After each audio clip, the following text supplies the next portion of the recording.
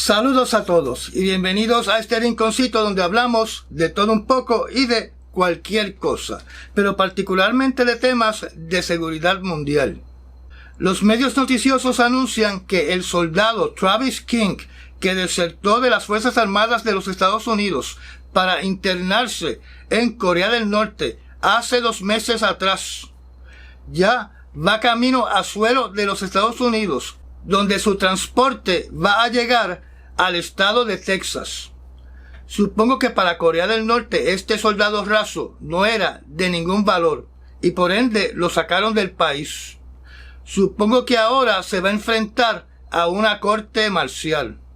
En otras noticias, por fin Rusia se expresó con respecto al ataque por parte de Ucrania a la comandancia de las fuerzas navales de la flota rusa en el Mar Negro, en la ciudad de Sebastopol, donde acusó al occidente de haber participado de este ataque, donde la acusación incluye que el occidente, o sea, la OTAN, ayudó en la planificación de este ataque a la comandancia.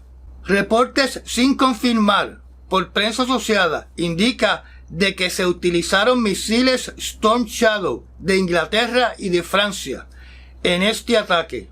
Rusia cambió su versión anterior donde indicaba de que solamente un soldado había fallecido durante este ataque y ahora está diciendo de que un soldado no aparece después de este ataque. O sea que ya no es un soldado muerto, ahora es un soldado perdido. Por otro lado, un reportaje indica de que la información sobre la comandancia de la flota rusa del Mar Negro que obtuvieron las agencias de inteligencia de Ucrania provino de oficiales rusos. Sí, de oficiales rusos, cuyos salarios no habían sido pagados por Moscú por bastante tiempo. Así que para obtener ingresos optaron por venderle la información a las agencias de inteligencia de Ucrania. Naturalmente, en el engaño de la guerra, esta información puede ser falsa para forzar a los rusos a estar buscando traidores entre sus oficiales. Según el portal de noticias de la agencia rusa TASS, el expresidente y ex primer ministro de Rusia, el señor Medvedev, indica de que más de 325,000 mercenarios han sido reclutados por el ejército ruso. Naturalmente, él no utiliza la palabra mercenario, sino que utiliza la palabra contratista. En otra noticia publicada por este periódico, aparentemente el Ministerio de Asuntos Exteriores de Rusia está tratando de armar un caso en contra de Ucrania para acusarlos de crímenes de guerra en contra de los niños. Además, está solicitando que se levanten cargos en contra de Ucrania por otros crímenes de guerra. Aparentemente Rusia ha tomado la ruta de que si la Corte Internacional Penal manda a detener al presidente Putin, entonces Rusia manda a detener a los oficiales de la Corte Internacional Penal. Si acusan a Putin de crímenes de guerra por secuestrar a niños ucranianos, entonces Rusia también va a acusar a Zelensky de crímenes de guerra en contra de los niños de Ucrania.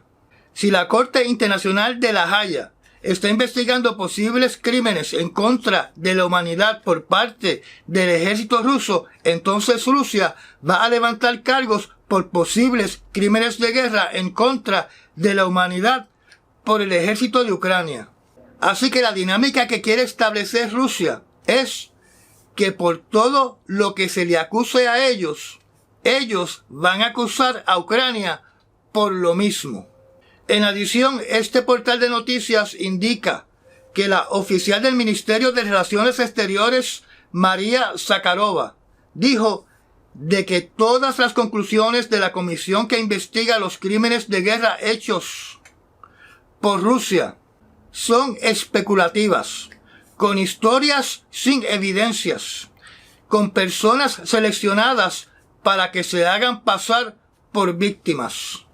Esta señora lo que está diciendo es que todos estos testigos de los actos deplorables por parte de los soldados de Rusia son actores, llevando a cabo un libreto. En otras noticias de otros medios noticiosos del Occidente, una asesora especial de las Naciones Unidas en asuntos de genocidios expresó hoy su gran preocupación por los armenios que viven en Nagorno-Karabaj, donde este enclave en estos momentos está bajo el control del ejército de Azerbaiyán, donde la preocupación de esta señora es que comience un genocidio en contra de los armenios que permanezcan en esa zona, que originalmente eran unos 120,000 armenios, pero según los estimados, más de 60,000 han huido de ese enclave, temerosos de ser víctimas del ejército de Azerbaiyán. Por otro lado, Azerbaiyán indicó de que en su operación militar para tomar el control de todo Nagorno-Karabaj fallecieron 192 soldados, con 500 soldados heridos, donde en el bando contrario de los rebeldes alegan que murieron por lo menos 200 soldados, 10 civiles y 400 resultaron heridos. O sea, que de parte y parte los muertos y los heridos fueron prácticamente iguales. Aparentemente Rusia está tratando de capitalizar en este conflicto entre estos dos países, haciéndole un acercamiento a Armenia de que si cumple con unos acuerdos con Rusia, que como sabemos Rusia respalda a Azerbaiyán, que se puede llegar entonces a un estado de paz. O sea, otra forma de mirar este ofrecimiento de Rusia es que Rusia le está diciendo a Armenia de que si Armenia es leal a Rusia, Rusia se encarga de que haya paz entre Armenia y Azerbaiyán, donde Rusia sería una especie de padrino entre estas dos naciones. Y de esa manera saca de la ecuación al occidente, porque tenemos que recordar que Armenia está dentro del territorio que Rusia considera como su esfera de influencia.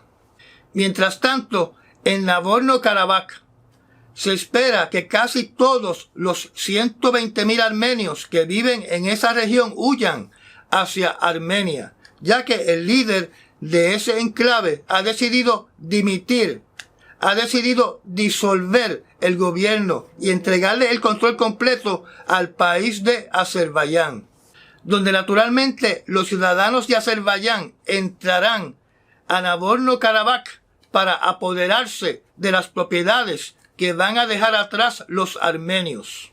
Alegadamente este proceso se debe completar para el 1 de enero del año 2024.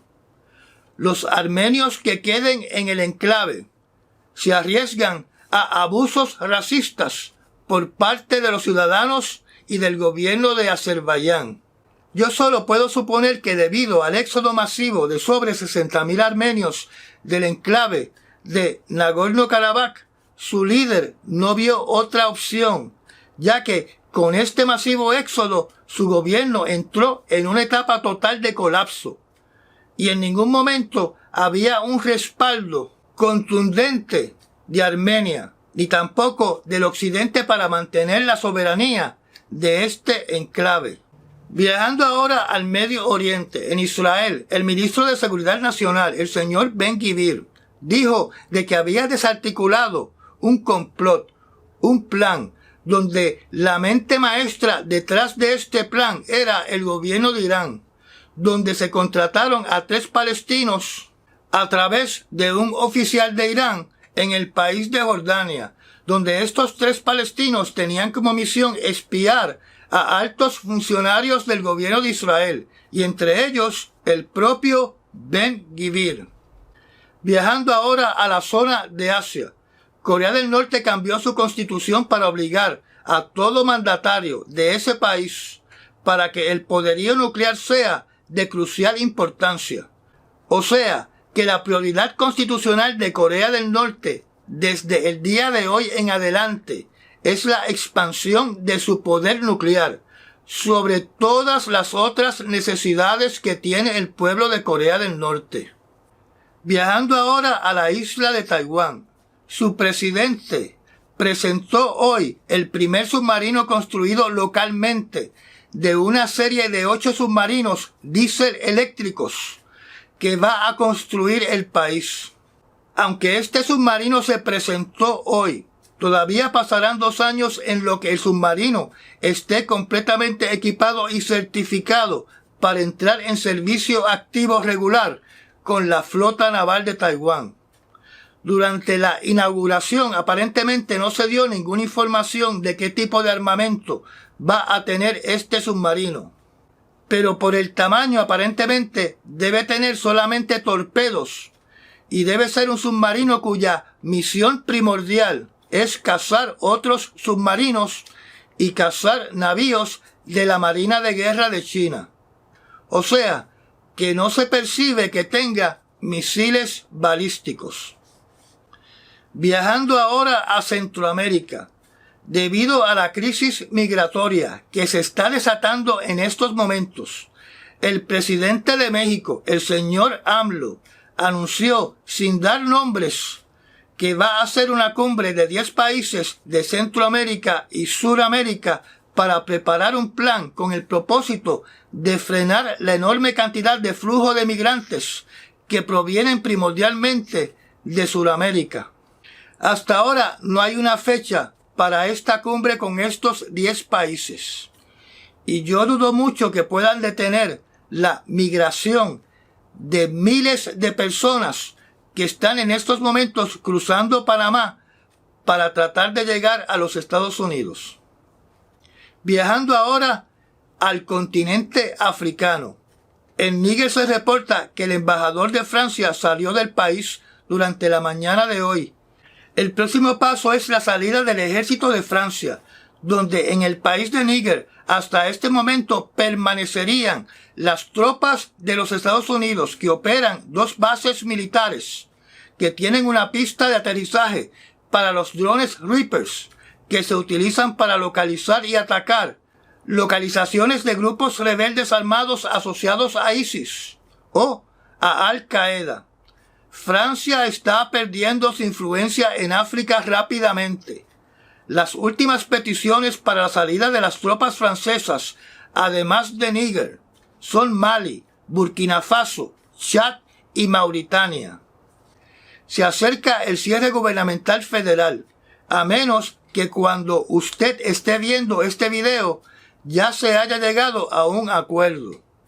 Vamos a repasar de forma resumida qué pasaría si hay un cierre gubernamental extenso. A personas como yo rápido nos inquieta cómo se va a afectar el Seguro Social. Alegadamente el Seguro Social es completamente independiente del presupuesto de los Estados Unidos. Por lo tanto, no debe haber ningún efecto. Y el Medicare y el Medicaid también son considerados como programas sociales mandatorios que no necesitan un voto del Congreso, así que no se deben afectar. Así que nosotros, los viejitos, en este aspecto podemos estar tranquilos. Pero entonces, ¿qué es lo que se afecta? Se dice que 2 millones de personas que forman parte del personal de las Fuerzas Armadas de los Estados Unidos, más 800,000 empleados civiles asociados con el Pentágono, estarían trabajando prácticamente de gratis. Y todo nuevo contrato de defensa sería paralizado. Las agencias de ley y orden del gobierno federal alegadamente continuarán trabajando, aunque no está claro si todos continúan cobrando sus salarios semanalmente. Muchos empleados federales serían enviados a sus hogares, donde no van a estar recibiendo sus salarios, como de costumbre, pero sí van a retener sus trabajos, y cuando termine el paro gubernamental, se le paga como si hubiesen estado trabajando durante todo ese tiempo. Para aquellos que van a estar viajando entre aeropuertos dentro de los Estados Unidos, hay una preocupación debido a que, aunque los controladores aéreos se supone que sigan trabajando, la experiencia ha dicho de que muchos de ellos llaman diciendo de que están enfermos. Y en el último cierre del año 2019 se experimentó una notable baja de controladores aéreos que no fueron a trabajar. Aquí donde yo resido, los parques nacionales federales como el Yunque y el Fuerte San Felipe del Morro y el Fuerte San Cristóbal posiblemente estén cerrados al público. Si usted pensaba que se iba a librar de pagar impuestos durante un cierre, sepa que al igual que los congresistas que continúan cobrando su chequecito durante un cierre gubernamental, los empleados del Internal Revenue Service o del IRS continúan trabajando y cobrándole a usted. La producción de alimentos que requiere la presencia de inspectores de USDA y otros servicios de laboratorios se pueden ver afectados. Para dar un ejemplo, puede que ocurra una escasez por culpa de este cierre en las carnes y los huevos, porque no se puede embarcar este tipo de producto si no ha sido inspeccionado por el personal de USDA. En Casablanca, el único que va a seguir cobrando es el presidente. El CDC estaría operando con una fracción de su personal para seguir monitoreando el avance de enfermedades en la nación. El servicio de correo debe continuar trabajando porque no depende del presupuesto del Congreso. Donde puede haber mucha preocupación es en las ayudas federales que forman parte del mercado hipotecario, donde las aportaciones federales de ayudas se pueden detener y las nuevas hipotecas con ayudas federales serán paralizadas. Lo mismo pasaría con todas las ayudas de dinero que se le otorgan para el funcionamiento de escuelas públicas y universidades. También se pueden ver afectados programas de ayudas sociales, como los cupones de alimentos y lo que se conoce como el programa WIC. Aunque existe esta posibilidad, se dice que estos programas deben continuar normalmente, aunque no se especifica si el personal federal que hace falta para brindar estos servicios va a estar trabajando devengando sus salarios u obligados a trabajar sin paga. Yo no tengo para ustedes una cantidad de cuántas personas dentro del gobierno federal no van a estar generando ingresos durante el cierre federal si no se llega a un acuerdo. Eso significa que se puede afectar el comercio local, porque al no tener ingresos, todas estas personas van a disminuir en gran parte su consumo, donde solamente van a gastar en aquellas cosas imprescindibles, en lo que pueden regresar a su trabajo. Por lo tanto, los negocios que le suplen mercancía y servicio a estas personas van a ver sus ingresos afectados. El cierre gubernamental federal del año 2019. El número de días que duró este cierre fue de 35. Ese cierre ha sido el más largo y como producto se hizo un acta para garantizar que los empleados gubernamentales, aunque estuvieran en sus hogares sin trabajar, al terminar el periodo del cierre, se le iba a pagar retroactivo, como si hubieran estado trabajando. Y ya llegamos otra vez al final de las noticias escogidas más importantes en las últimas 24 horas. Recuerde compartir y recomendar este resumen noticioso, porque sus recomendaciones es la fuerza mayor que nos hace crecer. Gracias por los Super Thanks. Y gracias a los miembros de la sección privada del canal que son los patrocinadores de este esfuerzo noticioso. Me da un like y nos vemos mañana cuando repasemos de nuevo las noticias más importantes de las últimas 24 horas. Hasta mañana.